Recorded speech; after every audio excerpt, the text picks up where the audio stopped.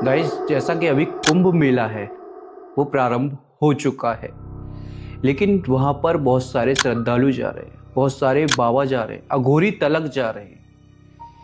एक ऐसी चीज जो शायद वहां पहले से हो सकती है, या फिर वो जो अघोरी हैं उनके साथ मरघट से उठकर महाकुंभ में जा सकती है क्या? शायद जा सकती है। मैं यहाँ पर बात कर रहा हूँ आत्माओं की। जी, आपने सही सुना।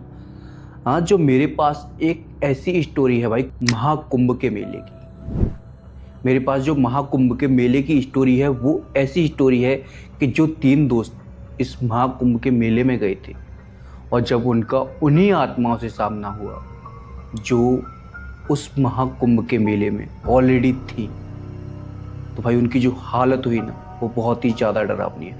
पहले हम बात कर लेते कि महाकुंभ जो मेला है वो प्रारंभ कैसे हुआ था, इसकी शुरुआत कैसे हुई थी। दोस्तों, महाकुंभ मेले का जो शुरुआत प्रारंभ हुआ था वो समुद्र मंथन के दौरान हुआ था।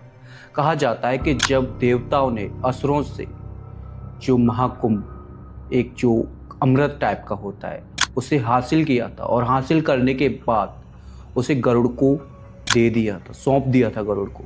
जब गरुड़ को दे दिया था तो गरुड़ उसे लेकर हवा में उड़ गए थे, और जब हवा में उड़ गए थे तो उसकी कुछ बूंदें पृथ्वी पर आकर गिरी थी। और जो जिस जिस जगह पर ये बूंदें गिरी थी, लाइक हरिद्वार और आपका प्रयागराज, उज्जैन, नासिक, इन जगहों पर जाकर इसकी कुछ बूंदें गिरी थी।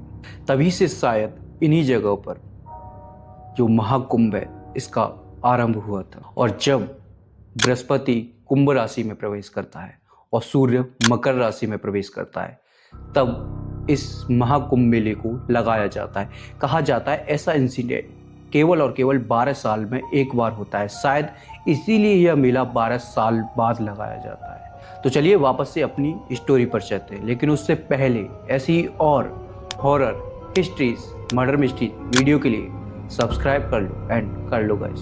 तो इस कहानी की शुरुआत होती है अब।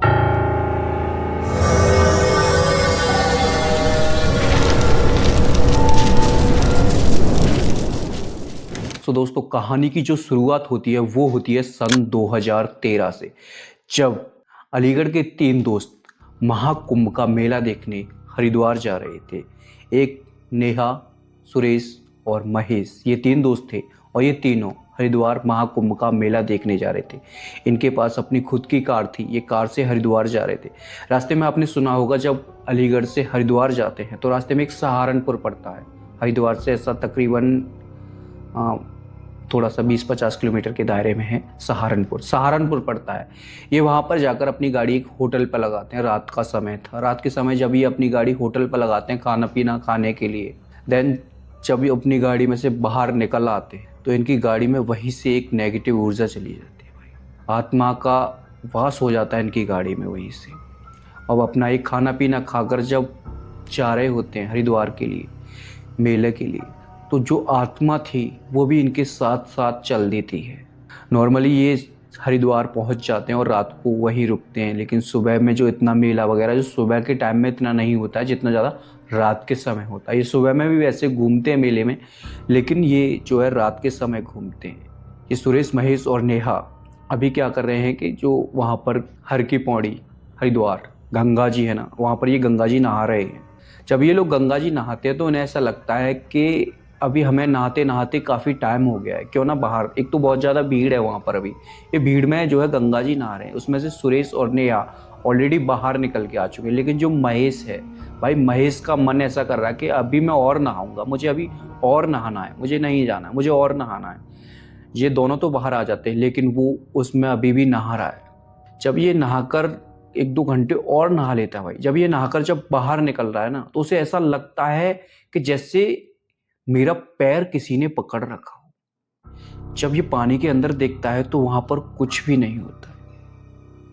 ये फिर से कोशिश करता है बाहर आने की। जब फिर से कोशिश करता है तो फिर से इसका पैर ऐसा लग रहा है किसी ने पकड़ लिया है। जब इसकी एक नज़र अपने पीछे की ओर जाती है तो ये वहां पर दिखता है कि एक बच्चा खड़ा है, और वो बच्चा काफी डरावना लग रहा है। उसकी जो आंखें हैं ना भाई, वो बहुत बड़ी बड़ी बड़ी और लाल हो रही हैं, और जो उसके कान, ऐसा लग रहा है किसी राक्षस उस तरीके से उसके कान हैं भाई। उसे देखकर वो डर जाता है और जब सामने देखता है अपने दोस्तों को बताने की कोशिश करता है, उसके बाद वो फिर से पीछे दिखता है तो वो बच्चा वहाँ से गायब हो जाता है। यानी अपना वहाँ पर नहा धोकर उसमें से वापस आ जाते हैं। जब वापस आ रहे होते हैं ये, तो ये सोच लेते हैं कि अब मेले वेले में घूम लिए, इधर उधर भी घूम लिए, दर्शन वर्शन भी हो गए, अभी काम करते हैं, क्यों ना घर के लिए निकला जाए। लेकिन जो नेहा थी वो कहती है कि यार अभी घर नहीं जाना है मुझे, मैं यहाँ घूमने के लिए आई हूँ, आप लोग तो आते रहते हो बट मैं नहीं आ पाती, मुझे हरिद्वार अच्छे से घूमना। तो हरिद्वार में बहुत सारी ऐसी जगह है जो फॉरेस्टेबल है, मतलब फॉरेस्ट है बहुत सारे वहाँ पर, बहुत सारी जगह है हरिद्वार। अगर आप कभी गए हो तो हरिद्वार में जाकर देख सकते हो, ऐसी बहुत सारी जगह है जहाँ पे छोटे मोटे बड़े सब तरह के जंगल हैं। तो वो ऐसी प्लान बनाते हैं कि हमें किसी फॉरेस्ट में घूमने जाना है, यहाँ घूमने जाना है वहाँ। तो वहाँ पर एक फॉरेस्ट है हरिद्वार के अंदर, तो ये प्लान बना लेते हैं कि हमें उस फॉरेस्ट में घूमने जाना है। देन होता भी वही है, लिटरली ये वहीं पर पहुँच जाते हैं उसी फॉरेस्ट के अंदर। अभी जो ये इस फॉरेस्ट के अंदर आए थे भाई, इनको वहाँ पर जो टाइम था तकरीबन शाम का समय था, शाम के 4-5 बज रहे थे। ये फॉरेस्ट में अंदर घूम रहे हैं। अंदर घूमते घूमते ये सोचते हैं कि चलो क्यों ना, अब काफ़ी टाइम भी हो गया और एक काम करते हैं, घर तो आज नहीं जा पाएंगे, कहीं अपना रूम वगैरह ले लेंगे, हरिद्वार ही चलते हैं और वहीं पर जाकर आराम से शिफ्ट हो जाएंगे सार रात के लिए। बट होनी तो कुछ और ही चाह रही थी। अगेन होता क्या है कि जब ये उसमें घूम रहे थे तो ये जब बाहर आने की कोशिश करते हैं तो भाई इन्हें उस फॉरेस्ट का कहीं एग्जिट नहीं मिल पाता है कि आखिर हम बाहर कहाँ से निकलें। ये केवल और केवल राउंड राउंड घूमे जा रहे हैं उसमें फॉरेस्ट के अंदर, इन्हें कहीं एग्जिट नहीं मिल रहा है। काफ़ी टाइम हो गया घूमते घूमते और मौसम भी ऐसा हो रहा है जैसे बारिश आने वाली है, ठंडी ठंडी हवाएं चल रही हैं, बिजली कड़क रही है, कुछ इस तरीके से मौसम हो रहा है। तो इन्हें वहाँ पर रुकने के लिए भी जगह नहीं मिलती है। भाई जंगल में कहाँ से जगह होगी अगर बारिश का मौसम है तो। इधर बहुत सारे जानवरों का भी खतरा होता है, शेर, चीता, बहुत सारे जानवर होते हैं। लेकिन जानवरों के अलावा जंगलों में भी कोई चीज़ होती है, वो है नेगेटिव एनर्जी, आत्माएं। ये सारी चीज़ें होती हैं जंगल के अंदर। भाई ये निकल नहीं पाते, लिटरली वहाँ पर फंस जाते हैं ये लोग। जब ये लोग वहाँ पर फंस जाते हैं जंगल के अंदर, तो ये लोग क्या करते हैं कि जो बारिश थी वो रुक चुकी है, अभी बारिश रुक चुकी है, लेकिन जो ठंडी ठंडी हवाएं चल रही है, काफ़ी ठंडा मौसम है वहाँ पर। तो ये क्या कर लेते हैं कि आग वगैरह जलाकर वहीं पर राउंड राउंड करके बैठ जाते हैं। जब ये वहाँ पर बैठ जाते हैं तो ये देखते हैं कि जो नेहा और सुरेश एक दूसरे के अपोजिट बैठे हुए हैं। तो नेहा को दिखता है कि जो सुरेश के पीछे कोई बच्चा खड़ा है, वो वही बच्चा था जो उसने वहां पर देखा था नदी में। तो जो वो बच्चा है उसे देखकर नेहा काफी डर जाती है कि जंगल में ये बच्चा अचानक से आया कैसे। जैसे वो सुरेश को बताती है कि देखो तुम्हारे पीछे कोई बच्चा है, जब सुरेश पीछे मुड़ के देखता है तो कुछ नहीं, वो बच्चा गायब हो जाता है। नेहा भी यहाँ पर बहुत ज्यादा डरी हुई है, उसे समझाने की कोशिश कर रहे हैं दोनों कि ऐसा कुछ नहीं है, तू काफ़ी क्यों डर रही है, तू शायद से फर्स्ट टाइम आई है। नेहा का वो ट्रिप फर्स्ट टाइम था, नेहा शायद फर्स्ट टाइम आई है तो इसीलिए ऐसा तुझे फील हो रहा है, बट ऐसा कुछ भी नहीं, कुछ इस तरीके से। देन क्या होता है कि सभी वहाँ पर तीनों लोग ये सो जाते हैं। रात काटनी थी यार, क्योंकि उसमें फंस चुके थे और तकरीबन रात भी काफ़ी ज़्यादा हो चुकी थी। जब ये उस जंगल के अंदर सो जाते हैं तो वो बच्चा फिर से एक और बार आता है। इस बार आकर नेहा को जगा देता है और ऐसा लगता है कि बच्चे की उसकी रोने की आवाज़ बहुत तेज तेज वो बच्चा रो रहा है।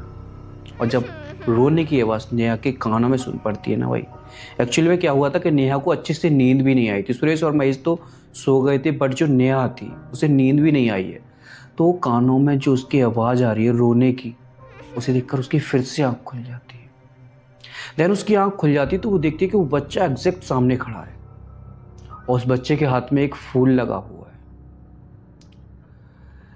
फूल लगा हुआ है उस बच्चे के हाथ में। नेहा उसे देखकर काफ़ी ज़्यादा डर जाती है और तुरंत तो सुरेश और महेश को जगाती है कि देखो ये ही है वो बच्चा जो मैं बता रही थी कि तुम्हारे पीछे खड़ा है। लिटरली जब तीनों लोग उस बच्चे को देखते हैं तो भाई तीनों के तीनों बहुत ही ज़्यादा डर जाते हैं, क्योंकि वो मंजर ही इतना डरावना था भाई।